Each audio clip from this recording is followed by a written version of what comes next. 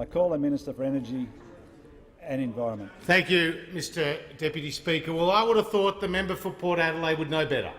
I would have thought that he would have looked in his own backyard in South Australia and understood what a bad energy policy looks like. And it is spelt Labor, L-A-B. Oh, Mr Speaker. Right, listen, the member for Swan, the member for Boothby, the member for Maranoa, the member for Goldstein, the member for North Sydney, the member for Hume, the member for Grey, the member for Bennelong. They are in this chamber because they care about good energy policy. And good energy policy depends on a technology-neutral approach. Good energy policy places a premium on energy affordability. Good energy policy places a premium on energy stability and reliability. And good energy policy is consistent with our international agreements, which we take seriously, Mr Speaker. Now, in South Australia, in the member for Port Adelaide's own electorate, Adelaide Brighton, 450 workers lost its power for 36 hours. And the CEO of Adelaide Brighton said, can't he just expect to be able to keep the lights on so that he can run his own business? And so do the businesses. BHP at Olympic Dam, and Whyalla at Whyalla Arium Steelworks, and the Nearstar smelter at Port Pirie. All they expect, like the fishermen at Port Lincoln, all they expect, like the cafe owners in Mount Barker, all they expect, like the small businesses in Stirling, right across South Australia, they expect that the lights stay on and that the prices are affordable. But unfortunately, the ideological approach, which has put renewables first, second and third, without the necessary backup, without the necessary storage, without taking into account the frequency control and ancillary services, the stability and the inertia that you need when you take out synchronous generation from the mix, that's what Jay Weatherall's big experiment looked like. And unfortunately, the member for Port Adelaide described 1.7 million people losing their power and $500+ million lost to his state as, quote, a hiccup, Mr Speaker. A hiccup. And the member for Port Adelaide should come into this chamber and apologise to his fellow South Australians. And today, in question time, we also found out that the member for Port Adelaide went on the Insiders show earlier this year, in May of this year, and was asked directly.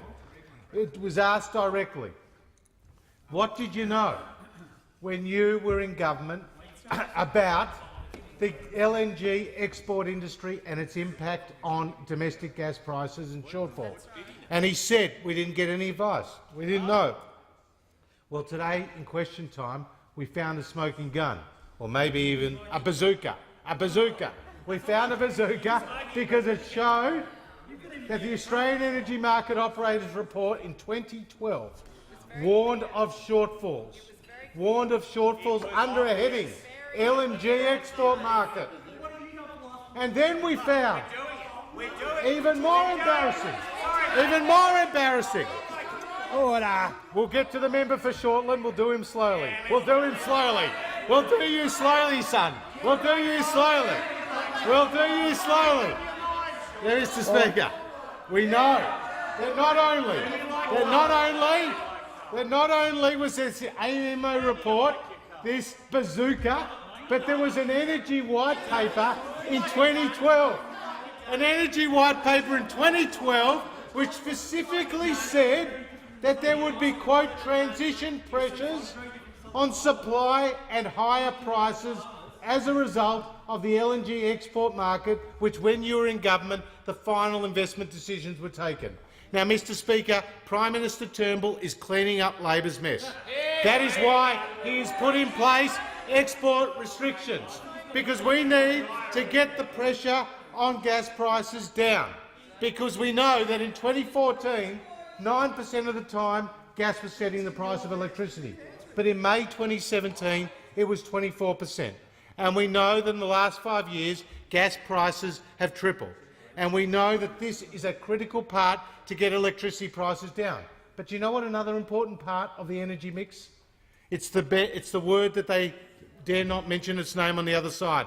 It's the kryptonite for the Labor Party. It's coal, Mr Speaker. It's coal, because coal is a critical part of our energy mix. More than 60% of today's national electricity market. And under Dr Finkel's plan, which he absolutely explicitly says is not about the inputs, it's about the outputs. And what he says is he has created a system in which coal will be consistently used throughout the decades and be more than 50% of the supply after 2030, up to 2030.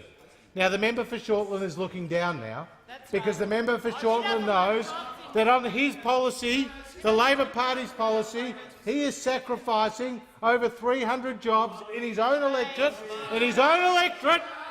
in Vales Point, and dare I say it, he probably personally supports them. He probably personally supports him.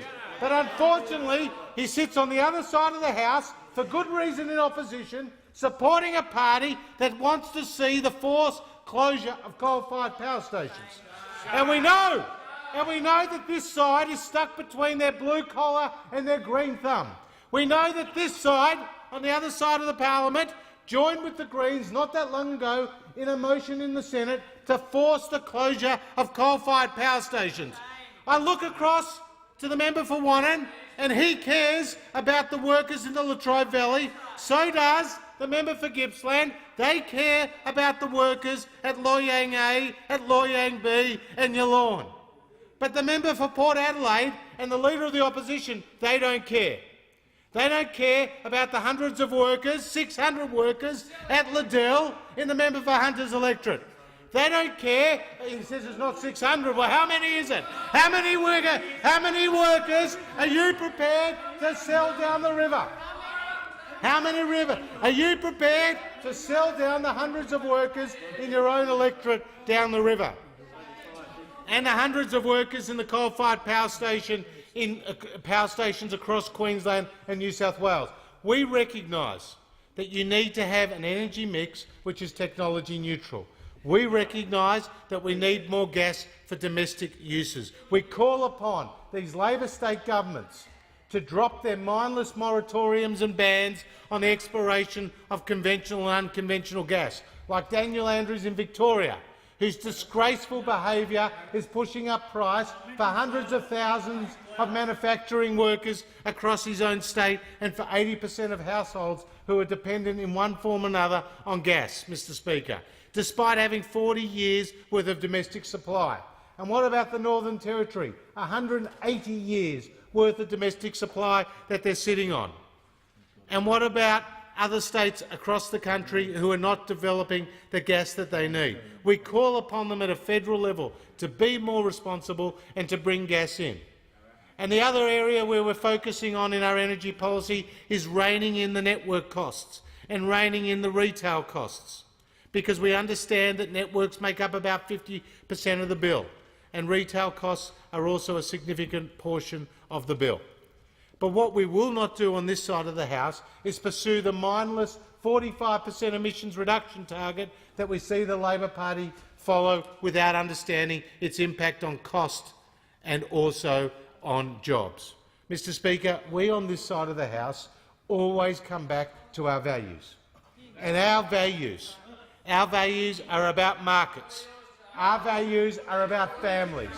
Our values are about free enterprise.